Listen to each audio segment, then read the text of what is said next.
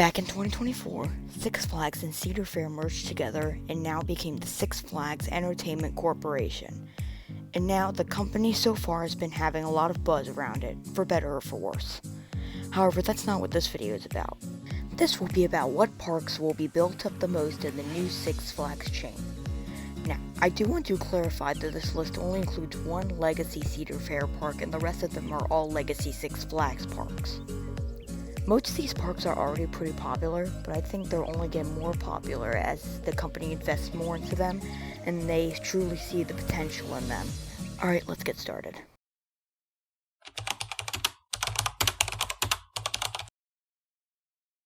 This is an obvious first pick. The location of this park is perfect. It's located an hour between both New York City and Philadelphia. Being close to New York City alone would make this park a huge moneymaker, as New York City is the largest city in both proper and metro population in the entire country. But when you throw in Philadelphia, which is also one of the largest cities in the US, then it would be stupid for the company not to invest in this park. Six Flags Great Adventure already has a solid lineup of roller coasters headlined by El Toro, which was without question one of, if not the best wooden roller coaster I have ever ridden. You also have some other good roller coasters like Nitro and Jersey Devil. And the company's already started investing into this park. In 2027, they're going to be getting a record-breaking launch coaster that's speculated to be a mock extreme spinning tower coaster.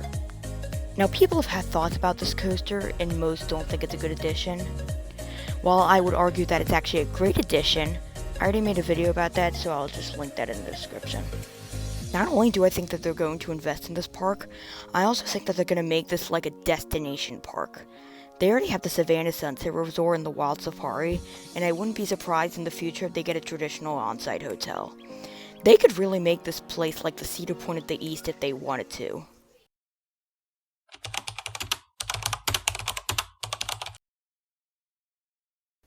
A lot of these parks in the chain are getting a lot of attention because of their locations, and Six Flags Over Georgia is no different. It's located in the Atlanta metro area, which right now is booming. So the company sees that, and they see the potential in that park, which is why I think it has a really bright future. I know the park has had some issues in the past, mainly with the way it's been ran, but I think the management is getting a lot better, and the park will get more substantial additions. The park already added Georgia Gold Rusher, which while it was added before the merger, is a huge step in the right direction. They took this ride, which was originally supposed to be Georgia Surfer, and they themed it to make it fit in with the area more.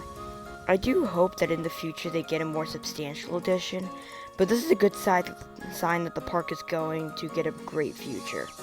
All of the Six Flags parks that I think that the company now has been putting a bigger focus on themed experiences, and we saw that previously even with the legacy Cedar Fair chain, so not even just Six Flags Over Georgia, but the other parks in the chain I'm going to mention, are all going to put a heavier emphasis on theming with many of their other attractions.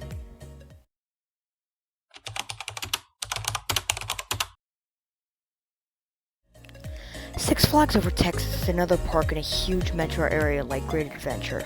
Six Flags Over Texas is located in the Metroplex, which is the metro area of both Dallas and Fort Worth. As the original Six Flags park, I don't think this park got a lot of attention, but now the company sees it and they're going to put a lot more investment in it, which shows with the addition of Tormentor Rampaging Run, which is going to be the tallest and fastest dive coaster, having the world's tallest Immelman and the world's tallest vertical loop. This ride replaces Lava Bora, which was an Intamin bobsled, which was removed back in 2024 without any announcement. This wasn't the only ride that suffered this, as there are many other roller coasters that had the same fate. The most famous example of this was King Todd's Six Flags Great Adventure, but also Green Lantern, Nighthawk, and Anaconda all suffered this as well.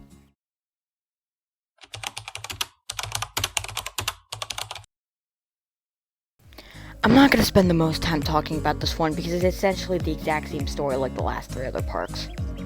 Six Flags Great America is in a big metro area like the last three parks, specifically the Chicago area, and this one could make a lot of money because there's not really a lot of competition out there, unless you want to consider parks like Mount Olympus and Lost Island, but those are pretty far away.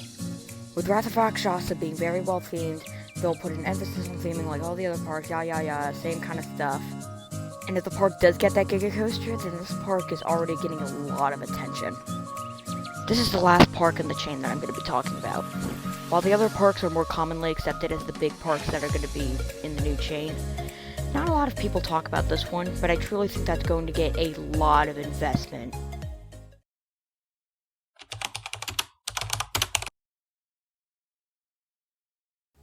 King's Dominion is a park that I think has a very bright future than parks like Worlds of Fun, Carowinds, and even Kings Island.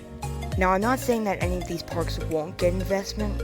Well, we actually don't know about Worlds of Fun, but I doubt that they're all going to kick out Kings Island and Carowinds.